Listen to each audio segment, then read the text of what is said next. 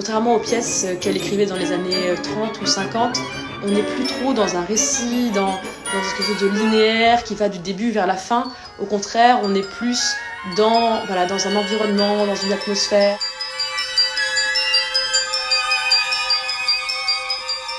C'est une œuvre de la maturité, elle a été composée en juillet 1966 par Elsa Baren. C'est une de ses toutes dernières pièces. On peut la rapprocher d'une autre pièce qu'elle a écrite à peu près à la même période qui s'appelle Musique rituelle. Et ces deux pièces portent un intérêt pour les spiritualités orientales. Musique rituelle, qui est donc une pièce pour orgue et percussion, est écrite d'après le Bardo Thodol, qui est le livre des morts tibétains. Il n'y a plus autant cette volonté de raconter une histoire.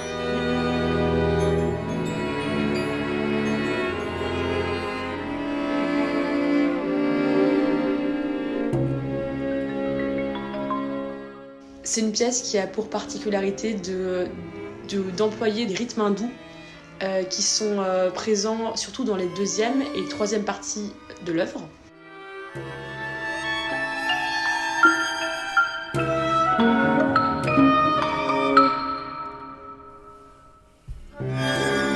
Des rythmes qui témoignent vraiment de l'intérêt de cette compositrice pour la spiritualité orientale à la fin de sa vie. Par ailleurs, ce qui est également notable, c'est la formation qui est très atypique, formation pour 10 instruments.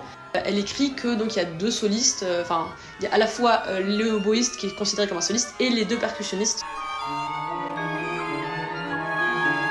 Elsa Baren, c'est une compositrice du XXe siècle. Alors elle est née en 1910, elle est morte en 1999. C'est une enfant prodige qui a été élevée dans la musique, elle a 2 parents musiciens et qui a eu le premier Grand Prix de Rome à l'âge de 19 ans, ce qui est donc le prix le plus prestigieux qu'on puisse obtenir pour un jeune compositeur. Son œuvre est particulièrement marquée par son engagement politique. Elle était communiste, elle était engagée socialement, notamment dans la question de la diffusion de la musique auprès des classes populaires. Elle s'est engagée auprès du Front National de la Résistance, qui était l'organisme communiste de résistance. Dans ce cadre, elle a été la cheville ouvrière d'un groupe de résistance de musiciens. Cette expérience a été assez fondatrice pour la suite de son œuvre et de sa vie. Au début de sa carrière, elle s'intéressait beaucoup plus à la musique vocale. Elle a fait beaucoup de place aux voix dans sa composition, alors que là, sur la fin de sa carrière, on est vraiment sur un intérêt pour de la musique purement instrumentale.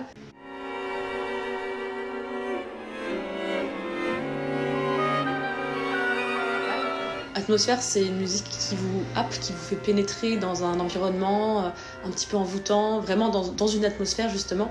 Heureusement, c'est une compositrice qui intéresse de plus en plus les musiciens, le public, les programmateurs et qui retrouve progressivement le chemin des salles depuis quelques années. C'est notamment grâce au travail de nombreuses associations féministes qui œuvrent à faire redécouvrir le travail de compositrices qui ont été injustement oubliées.